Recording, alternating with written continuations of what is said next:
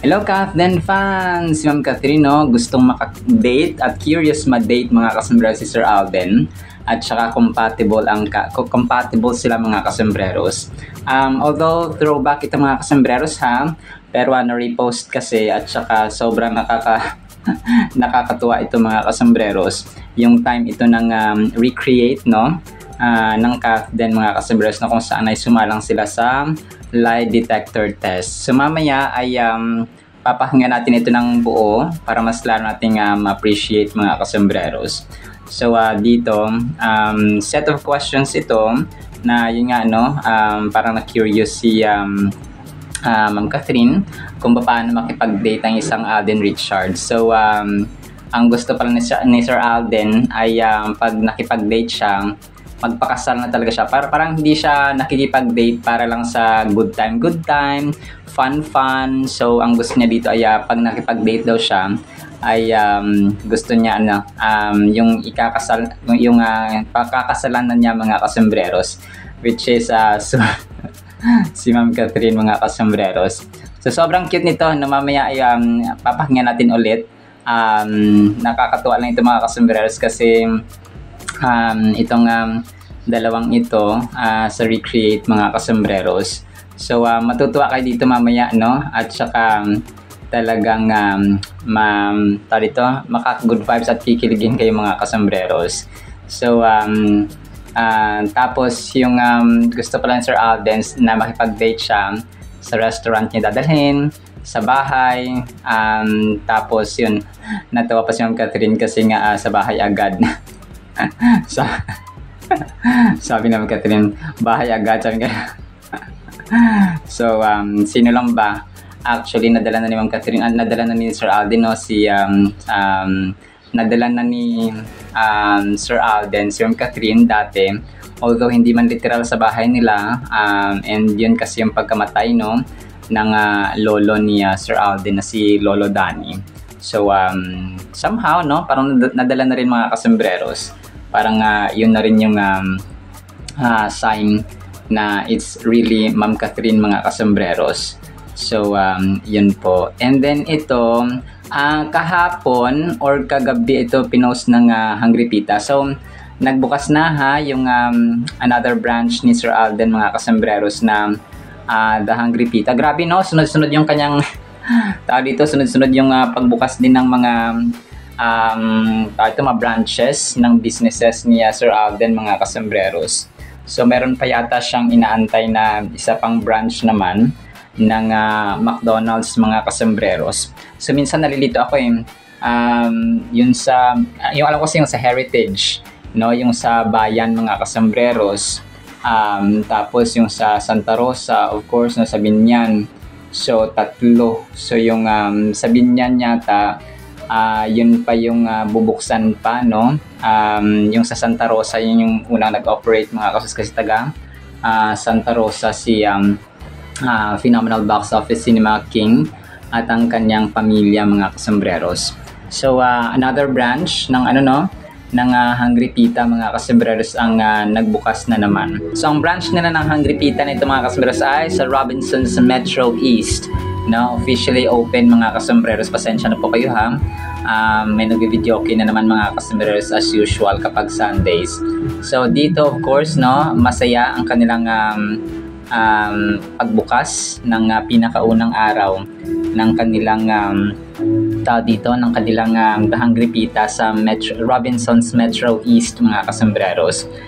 And then ito, next item natin mga kasembreros. Natutuwa ako sa post ng isang dito.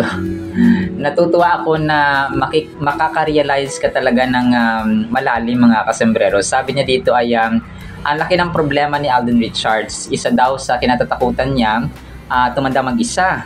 Ang dami nga nagkakagusto sa kanya at saka kung mapera ka, okay lang na tumanda mag-isa.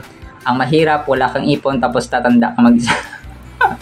So yun talaga naisip ko mga kasembreros, of all the people na pwedeng matatakot na tumanda mag-isa, no, ay yung mga wala talagang ipon, walang business, walang pera, kasi siya anytime yung sasabi ko no, kung gugustuhin ni Sir Alden anytime ay po pwede siyang magpakasal, mag-asawa mga kasembreros because of may ipon, no? At saka kayang-kaya niya spiritually, physically, financially, lalong-lalo ng mga kasembreros, and yung socially, kasi yung handling relationships ay talagang expert si Sir Alden dito mga kasembreros sa pag-handle ng relationships.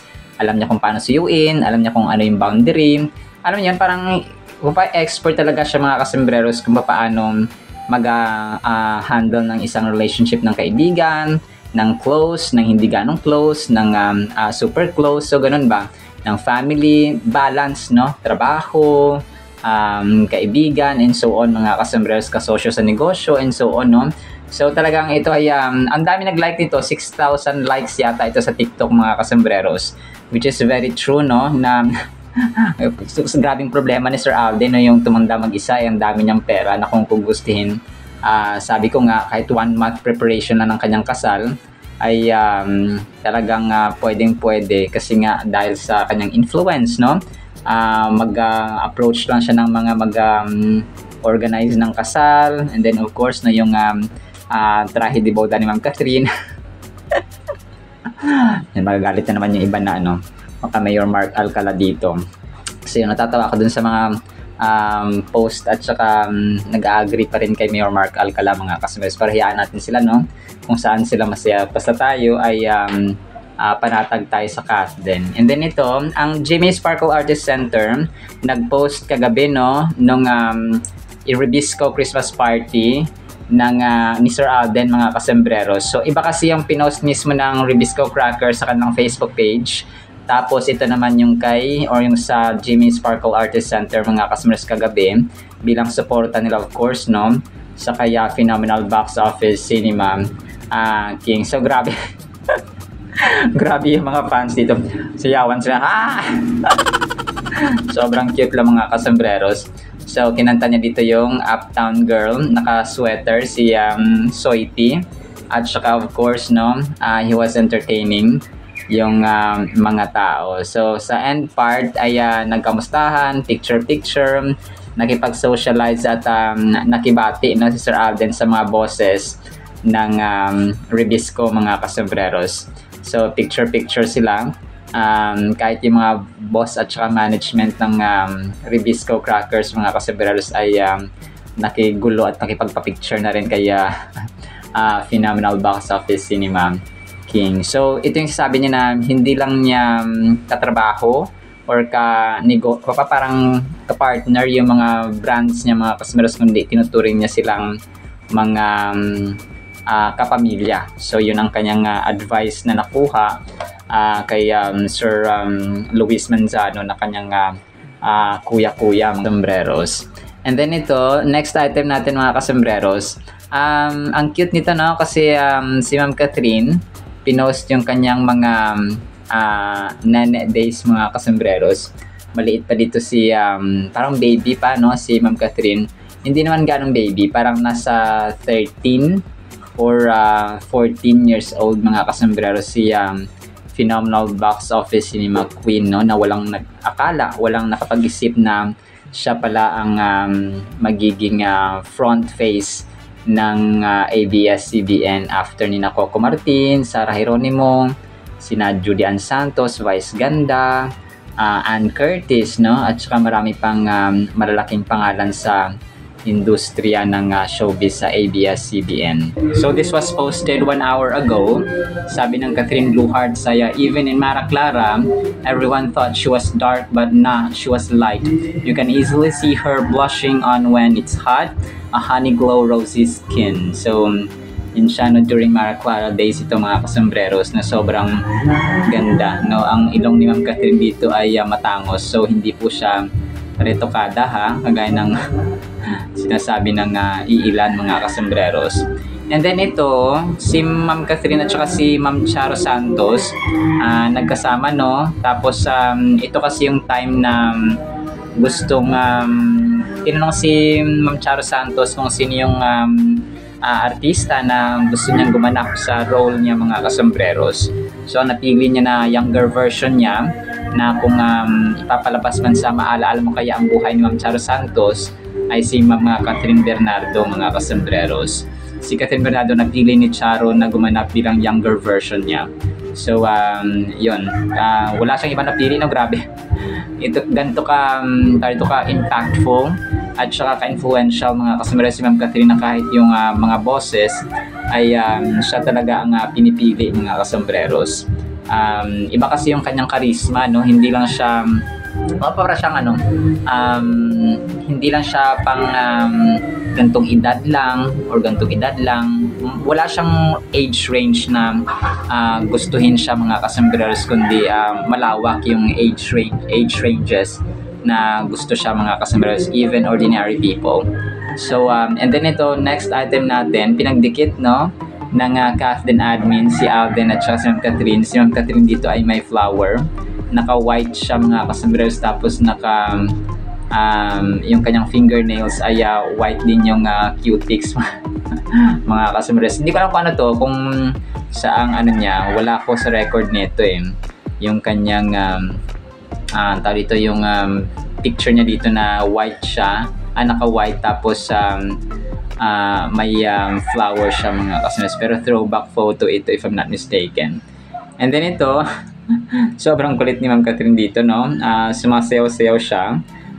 Naka-green screen, tapos naka-blue si attorney, no, na favorite color ni Phenomenal Box Office Cinema Taquilla King, Alden Richards mga kasambreros. Gumagawa yata siya dito, if not mistaken, ay tawag dito, Lazada ba ito? Or basta green either Lazada or Rexona mga kasambreros. Sumasayaw-sayaw si attorney.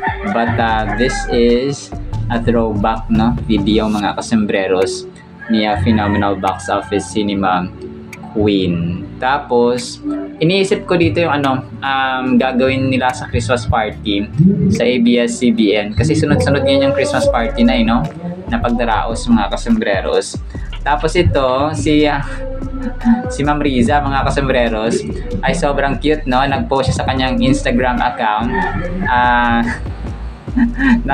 Siguro nasa sila, nasa Conscious mga kasambreros, no? Ang cute, ang kulit nila kasi naging live seller ng kaldero mga kasambreros. Sabi niya mine kaldero.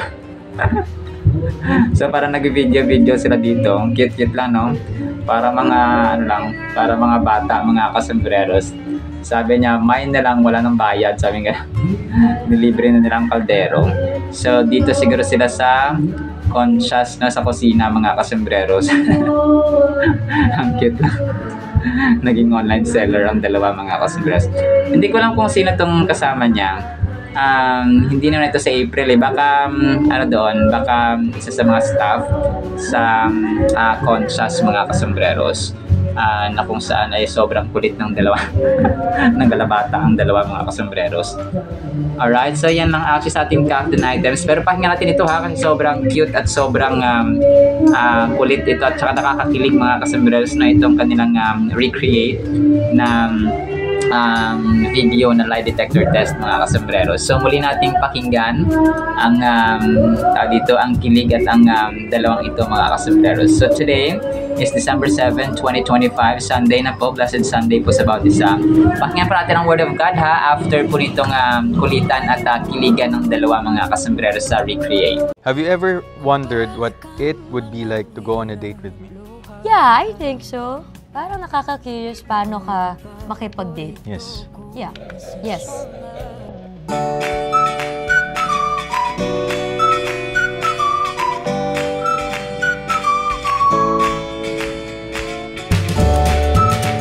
Hello guys, this is Alan Bernard. Hola, this is Catherine Bernardo.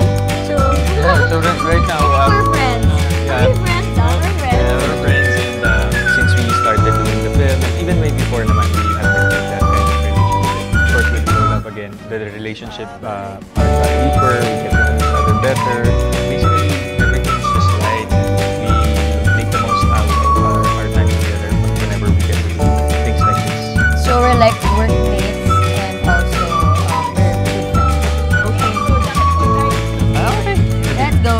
Jack and Poy.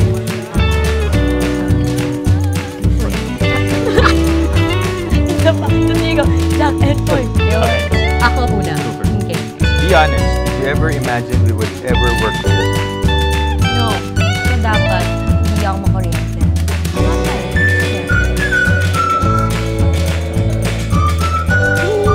Ah, Really? yeah. Feeling ko di na tayo magka-work. Kala ko last na. After the first part. Yeah, you?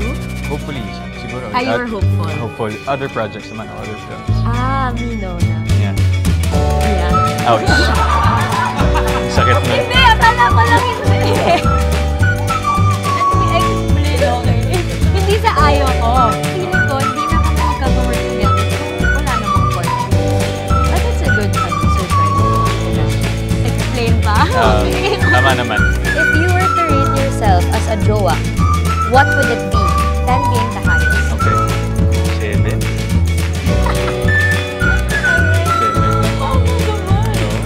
Kwenta mo sarili mo. Sarili mo 9. Explain mahabang ano. Wait lang. Let's wait and then you explain. 7. 7. Oh, 7. honest tayo dito talaga. Yes, kasi parang ako, I really don't know how am I as a partner at this point in my life. So, parang ang hirap din kasing mag-presume how you are eh. Siyempre, iba pa rin pag nandun ka na sa actual situation. So, right now, para hindi rin masyadong overpromised. Have you ever wondered what it would be like to go on a date with me? Yeah, I think so. Parang nakaka-curious paano ka makipag-date. Yes. Yeah. Yes. Ay, nakuryente ako. Oy. Yung machine yung may problema talaga. Actually, I have no idea. That's why I'm curious. Hindi ko alam kung paano siya makipag-date. So, I wonder, romantic ba siya? Medyo ano ba siya? Iba-iba kasi yung style ng guys, right? So, go. Answer. Of course, with dating, of course, yung getting to know stage, simple lang, go to a nice restaurant. Okay. Good food pa rin. Yun ang love language na I think is the best love language na pwede kong ma-offer. So, if you were to date someone, saan mo siya unang dadalan for your first date? Bahay? House. Yeah, bahay niya. Pupuntahan mo sa Bahay niya or bahay ko. Depende. Oh, bahay agad. Yay! Okay. Do you date to marry or date to have fun? At my age right now, married. Marry. Married. Liar. Liar po! Naka-date ka na for fun before? No, then. Never. No. So, pag nag-date ka, date to marry, I think so, yes. Yeah? Yeah. Because I'm old. you feel old. I feel old. Do you? Date to marry or date for fun? I would date you because I see something in you. Yeah. And I think you're worth spending my time Tsaka with. baka hindi for fun yung term. Baka Date to hindi get for to fun. know. Yeah, date to get to know you. But if it doesn't work, no problem. At least alam ko yung gusto ko. And I think this is the perfect time to know what I want, who I want. So, we'll see. It depends. Do you think you're a green flag? Oh, yeah. yeah, that's the confidence. Let's But go. parang ayaw mo mag-agree, Tisoy. Hindi. Yes. Ay, okay. Oh my God! Red flag ako! Diyos ko, sabi ko na eh. Parang may problema yung machine today, guys.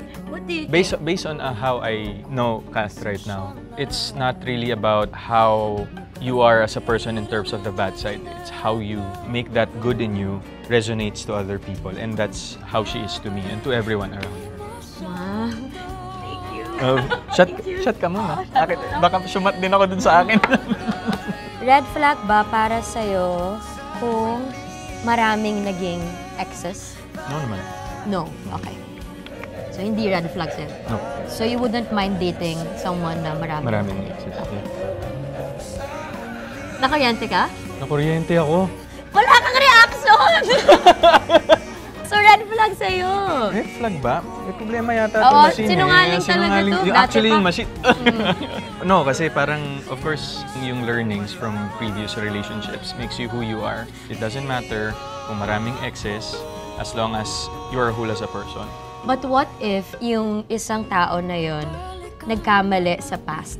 Basically, hindi ko rin naman malalaman yung sa mga previous relationships. Ay, ayaw mong tanongin? Pwede naman tanungin. It doesn't matter naman. Pero pag inulit ng inulit yung mga hindi magandang nagawa sa relationship, feeling ko that will not work for me. Okay. I think it's just right to ask kung ano yung sa past relationship para alam mo lang saan siya nanggaling, kung paano siya ngayon. Parang i-judge kita kung how you present yourself to me now, hindi sa ginawa mo sa ibang tao. Naniniwala ka ba sa second chances? Yes or no? Hirap. Hirap naman. No na lang? No naman. Ay, puta! Sabi ko na eh! You liar! Pero why did you say muna na you don't believe in second chances? Kasi sobrang hirap ibalik yung tiwala ko. In general, diba, syempre, we all deserve second chances. We all want to have second chances. Depende kasi sa case-to-case basis kung ano yung nagawa mo, gaano mo nasaktan yung tao, and kung magbabago ka ba, it's who you give your second chances to. Not everyone deserves it. Yeah, not everyone. Compatible kaya tayo? Yes. You think we're compatible? Yes. Okay. Liar. You liar! Liar po! No. Why? Why did you say yes? Well, basically, I've known Kat naman din for quite some time now. I already know what she wants, how she sees her life. One thing we have in common is we're both good people with a good heart, with good intentions for other people as well. So I think dun kami nagkakasundo, and at the same time, sa values na meron kami sa mga buhay namin. So I think ito talaga yung may problema, yung machine. But yeah, pero sa shot ako, if love were to come in your life right now, would you say hello or goodbye to it? Hello, always. Huwag kang makuryente. Di ba? Di ba? May problema yung ano? Hindi. Hello talaga. Maniwala kayo. I think hello talaga. Kung may ma-offer sa yung love, whether it's from a boy or your friends, from your family, Always hello. always say hello and welcome happiness and love in your life. Yes. Yeah, you can never go wrong with that. Thank you so much for joining us. We had fun, and we are here to personally thank you and invite you. Go to Yes, start. thank you so much to everyone who has already watched our film, and to everyone who hasn't watched the film yet. It's still out in cinemas worldwide. Hello, Love Again. It's still showing in cinemas nationwide, so please make time for the movie. And ngayon pa lang, maraming salamat na. Well, ako talaga, I'm very grateful for Kat, for her to agree to make the sequel of the film and, to retell the story of Ethan and Joy. Like what I always say, thank you for being you. You know how you are to me and to other people. You're very important to us, and we only want what's best for you. Yeah, thank you for doing this as well. It's been fun doing the movie, and now nandito tayo sa promo, which is a bit overwhelming. But kampante ako because alam ko nandyan ka. I'm proud of you, the person you have become, and the way you're handling things personally and work-wise. You just keep swimming. You got this. We're here for you too. Yeah. Yeah. Shot. Shot na.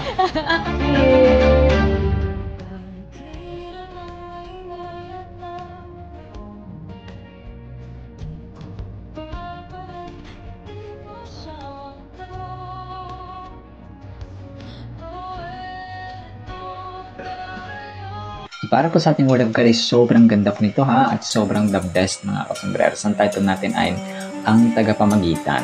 1 John chapter 2 verses 1 to 2. My little John, these things I write to you, Apostle John speaking, so that you may not sin. And if anyone sins, we have an advocate with the Father, Jesus Christ, the righteous, and He Himself is the propitiation for our sins, and not for ours only, but also for the whole world. So ito mga kasambreros, ang advocate at saka propitiation, ito yung advocate, siya yung tagapamagitan, siya yung tagapagitna. So sa any game, sa isang laro mga kasambreros, for example sa boxing, sa basketball, sa volleyball, kailangan ng referee. Okay? Siya yung tagapagitna mga kasambreros. Siya yung taga-saway, kung merong dapat sawayin mga kasambreros. So, napakahalaga ng role ng isang tagapagitna. For example, nag-aaway ang anak mo or yung mag-asawa, kailangan may tagapagitna mga kasambreros. Kailangan may mag-intervene ba? So, yun yung advocate mga kasambreros. So, yung advocate naman na yung ibang meaning, kunwari, si Sir Alden Richards, advocate siya ng pagmamahal sa mga aso, pagtulong sa mga may hirap, sa mga kapuspalad na gusto mag-aral, scholarship foundations for example. So advocate, you are representing something or you're representing someone. So representative ka mga kasambreros. So si Jesus Christ ay ang tagapagitna dito mga kasambreros. Siya yung taga-intervene, siya yung advocate with the Father. Si Father, God the Father, mga kasembreros. So, siya ang tagapagitna ng tao kay God the Father. So, kumbaga pa, si isang korte, si God the Father ang judge, si Jesus Christ ang ating attorney. Tayo yung nasasakdal, no? Tayo ang biktima at si Holy Spirit ang witness. So, ganun mga kasembreros. So, napakahalaga ng role ni Jesus kasi imagine kung hindi siya namatay sa krus, no? Hindi niya binayaran ang ating kasalanan, until now ay alipin pa rin tayo ng mga kasalanan, mga kasembreros. And nakakulong pa rin tayo. Walang nagpiyansa, walang nag-ransom sa atin kasi we were dead sa ating mga trespasses, mga kasembreros. So, ang propitiation naman na term dito, no, Jesus Christ the righteous, and He Himself is the propitiation for our sins. Siya yung taga-appease, siya yung taga-satisfy, mga kasembreros, specifically sa ating Panginoon. Kumaga pa, kung hindi nag-propitiate si Jesus Christ, ang galit ng Diyos Ama ay andun pa rin sa atin, nandun pa rin sa tao. So, ang turing sa atin ng Diyos Ama ay kalaban pa rin hanggang ngayon kung hindi naging propitiation sa ating kasalanan, mga kasembreros, si Lord Jesus Christ. Kung parang tatay mo, no, or ang nanay mo, pag galit yan, bigyan mo ng pera. So, nakuha na at natanggal yung kanyang galit kasi binigyan mo ng pera. So, pag may kasalanan ka, ay magpakabait ka, na magmasnurin ka, gumawa ka ng mga good things sa bahay, no? Maglaba ka, maghugas, maglinis kasi may kasalanan ka. So, na-appease, no, nawala, natanggal yung galit, mga kasembreros, ng iyong magulang or kung sino man yung nagkasala ka, mga kasembreros, sa kanya. So, same goes sa Diyos Ama. Kung hindi naging propitiation, ay galit na galit pa ng Diyos Ama sa atin, mga kasembreros, because hindi tayo nabayaran, mga kasembreros, sa ating mga kasalanan. And Jesus Christ did that sa krus ng Kalbaryo. So the term advocate in this verse refers to someone who intercedes or pleads on behalf of another. So yun, sabi natin ganyan. Parang siya yung nagmakaawa ba? Sa isang taga-utang, siya yung garantor. Siya yung tagapagitna, mga kasembreros, ba, para makautang ka. So, ganun, mga kasembreros. So, actually, ang garantor, parang hindi siya maganda, no? And it's biblical, mga kasembreros. So, hindi mabuting idea ang pagiging garantor. Kunwari, nag-utang ang iyong kumari or kung sino man dyan, tapos ikaw ay naging garantor. So, hindi siya maganda. So, Jesus is in the context of Christianity, serves as the advocate between us as sinners and God the Father. So yun siya, mga kasembreros, no? Gaya ng mention natin kanina. Jesus, through His sacrificial death on the cross, serves as our mediator, reconciling us to God and atoning for our sins. This verse highlights the central role that Jesus plays in the salvation of humanity, acting as the bridge that allows us to have a relationship with God despite our shortcomings. So yun, isa pang illustration ni Jesus Christ ay naging tulay siya, no? Ng tao sa Diyos Ama. So, di ba, kung walang tulay, no, hindi makakatawid ang mga sasakyan, hindi makakatawid ang tao. So, it's really important yung mga bridge, mga kasembreros, sa ating infrastructure. So, how much more na si Jesus Christ ang naging tulay sa mga tao kung kaya ay nagkaroon na ng access, kumbaga pa nagkaroon na ng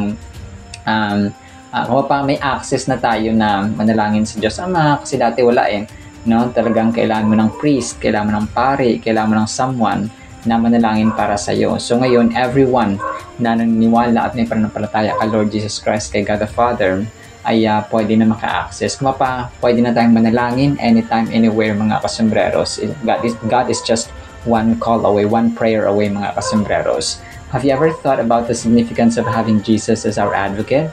It's a powerful reminder of the depth of God's love for us, that He would send His own Son to stand in our place and made amends for our wrongdoings. When we understand Jesus as our advocate, it can bring us comfort and reassurance that no matter what mistakes we've made, we have someone on our side pleading for us before God. This verse invites us to reflect on the grace and mercy extended to us through Jesus and to embrace the forgiveness and redemption that comes from having Him as our advocate. So yun siya, mga kasembreros, no? Sa atin, of course, alam na natin, no, na tanggap na natin yung grace, yung grasya, yung awa, yung pag-ibig ng Diyos, mga kasembreros. But what do we do para masuklian, no, yung grasya, yung habag, yung pagpapatawad na yun na ginawa ng ating Panginoong Jesus, mga kasembreros? So dapat hindi lang puro tayo pengi noon. Hindi lang tayo puro hingi mga kasambreros. We must also do our part. Kasi ginawa ni Lord Jesus Christ yung kanyang part sa krus ng Kalbaryo, no? Siya yung naging propitiation, siya yung naging ransom, siya yung naging redeemer, naging tagapagligtas, and every day, He does miraculous things sa ating buhay. Amazing things, wonderful things ang kanyang binibigay sa atin mga kasambreros. Kasi nga, ang Diyos natin ay sobrang mawain, punong-puno ng pag-ibig, at saka siya yung bukal niya, siya yung tuburan, siya yung spring mga kasambreros ng lahat ng mabubuting bagay. So the phrase, "we have an advocate with the Father," is particularly meaningful. An advocate is someone who stands in support of another, often in a legal sense. Here it signifies Jesus Christ, Christ's role as our intercessor, pleading our case before God. So kagaya na mention ko kanina, parang tayo nasa isang korte na si Jesus Christ ng ating attorney. Siya yung nakikiusap at lumalaban para sa atin sa kaso. And God the Father was the judge mga kasambreros. So in a courtroom scenario, consider a person who is overwhelmed by the evidence against them. A seasoned lawyer steps forward just as despair sets in, presenting compelling case for their defense. Imagine the relief. This scenario mirrors our spiritual reality. A friend once shared how they felt crushed by their past mistakes until they embraced the truth of Jesus as their advocate. This realization brought a transformative peace, altering their outlook on life and relationship. So, kagaya na mention ko, yung papatayo yung mga kriminal, mga kasambreros dati, na pwede ng kasuhan, pwede ng kulong mga kasambreros because of the evidence na tayo po ay makasalanan. But Jesus Christ stepped in, no, as our lawyer and won our case for us mga kasambreros. Accepting Jesus as our advocate involves turning to Him in times of need, confessing our sins, and seeking His guidance and forgiveness. It requires a humble recognition of our inadequacies and a reliance on His grace to cover our shortcomings. So, sa final thought natin mga kasambreros, no, isipin natin yung buhay natin bilang journey, bilang paglalakbay mga kasambreros. Isang journey ang buhay na ito. Kasi hindi naman tayo permanente sa buong mundo, lahat tayo mamatay mga kasambreros.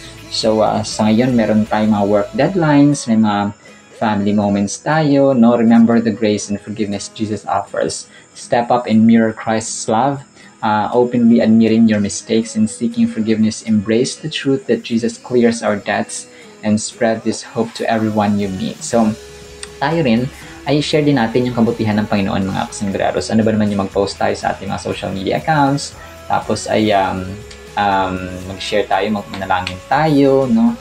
Sa amin dito talagang sa aming kabutihan, ang lahat ng kabutihan ng Panginoon ay talagang ina-appreciate namin mga kasambreros every time na manalangin sa pagkainan, no? Kahit saan mga kasambreros na applicable at pwedeng manalangin. So bago matulog, bago gumising, no, pagkagising mga kasambreros, no, because without our tagapamagitan, without our advocate, without our intercessor na si Jesus Christ mga kasambreros, ay wala po tayo ngayon sa ating mundo. So everything could have been banished mga kasambreros without the redemption and the redemptive work of Jesus Christ sa krus ng Kalbaryo. Alright, salamat sa ating Word of God ha. Pagpapalaan po tayo ng pag-ibig, pananampalataya, pag-asa, at pag-ibig na walang hanggan mga kasambreros, and appreciating that Jesus Christ is our tagapamagitan or intercessor. In Jesus' mighty name we pray. Amen and amen. See you next time mga kasambreros. Paalam po. I love you.